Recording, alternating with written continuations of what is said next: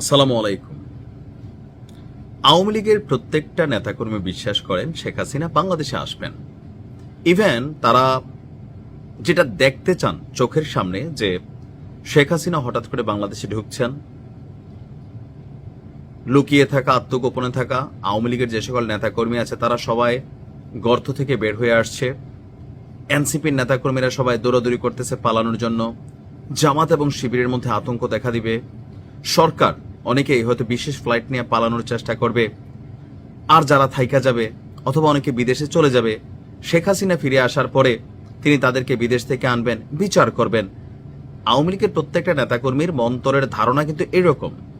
আবার শেখ হাসিনার সাম্প্রতিক সময়ে যে বক্তব্যগুলো দেন সেখানে তিনি কিন্তু কঠিন বিচারের বক্তব্য দেন, যদিও এগুলো গণমাধ্যমে এখন প্রচার করা হচ্ছে না আইনের কারণে। তো সকল কিছু মিলিয়ে শেখ হাসিনা আসবে, বাংলাদেশ হাসবে, এটা আওয়ামী লীগের নেতাকর্মীদের প্রত্যেকটা মিছিলের একটা কমন ওয়ার্ড। কিন্তু আসলে কি বিষয়টা এতটা সোজা না।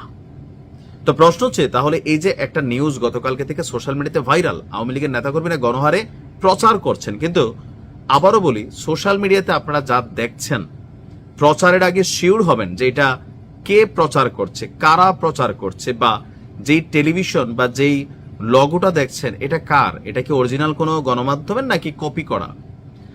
7 ডিসেম্বর বাংলাদেশে শেখ হাসিনা ফিরবে, সহযোগিতা করবে কে?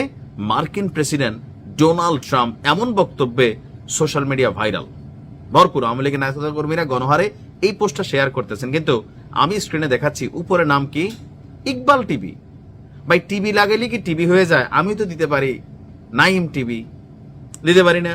তা আমার কি টিভি হয়ে গেল? একটা টেলিভিশনের যে রিপোর্ট থাকে সেখানে অনেক হিসাব নিকাশ থাকে, তারা একটা নিউজ করার আগে 100 বার চিন্তা করা লাগে।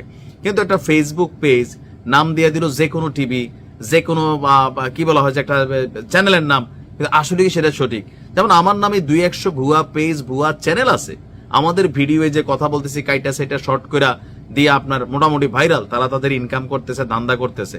কিন্তু আসলে কি আমার ভিডিও এটা কিনা বা আমি এই বক্তব্যটা দিছি কিনা সেটার জন্য তো আমি এই যে মূল ভিডিওটা রেকর্ড করছি এটা শোনা জরুরি, রাইট? তো মানুষের সামনে যখন হতাশা থাকে তখন আসার কথাটা যেই বলে তারাই কিন্তু সাপোর্ট করে বসে, কে উপরে বলছে এটা জরুরি না।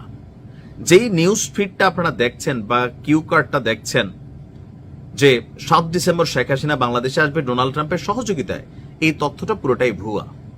অনেকে বলেন ভাই গণমাধ্যম প্রচার করতেছে না, বয়ে না, এরকম নিউজ গণমাধ্যম প্রচার করবে ভাই যদি কখনো প্রকৃতপক্ষে তথ্য আসে। ইকবাল টিভি নামক একটা ফেসবুক পেজ, আবার এটা আমি যার কাছ থেকে পাইছি আমার পরিচিত, আমি দেখছি ইকবাল টিভি, আবার জানি না টিভি আছে, অমুক টিভি আছে, তমুক টিভি আছে, আপনি এগুলা কামবেলা আছে, কালবেলা, কামবেলা, যমুনা, জানি না, মানে এরকম অনেক টিভি আছে ভাই, এগুলো কিন্তু অরিজিনাল টিভি না। লোগোটোগো কাছাকাছি, নামটা দেখবেন এমন ভাবে লেখে, আপনি দেখে শেয়ার করে দিচ্ছেন কেন? কারণ আপনি এই জিনিসটা দেখতে চান, আপনি এই জিনিসটা শুনতে চান, যার কারণে মনে হচ্ছে ইয়েস, আরে চলে আসতেছে আপা। এই নিউজটা টোটালি ভুয়া। হ্যাঁ, শেখ হাসিনা বাইচা থাকলে একসময় বাংলাদেশে আসবে, এর আগেও তিনি দেশ ছাড়ছিলেন, আবার আসবেন, আসার পর এখানে আবার রাজনীতি হবে, আবার আমরা কেউ ধরপা করে পড়বো, কেউ পালাবো, কেউ মারবো, কেউ মাইর খাবো, এটি তো বাংলাদেশের রাজনীতি, আর বাইরে কিছুই না।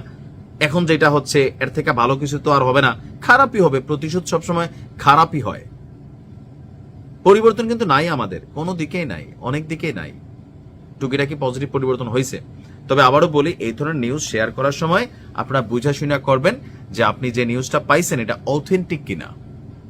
অথেন্টিক না হলে গুজব ছড়াবে। এই টাইপের পোস্ট করার জন্য সরকার আপনার বিরুদ্ধে আইনি ব্যবস্থা নিতে পারবে, সাবধান থাকবেন।